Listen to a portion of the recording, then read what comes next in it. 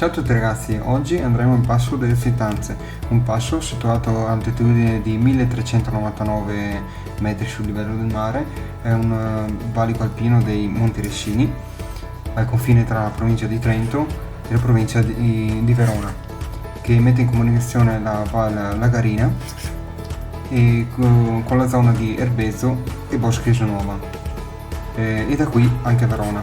Noi partiremo proprio da lì. Andremo fino a Ala e da lì andremo sul passo.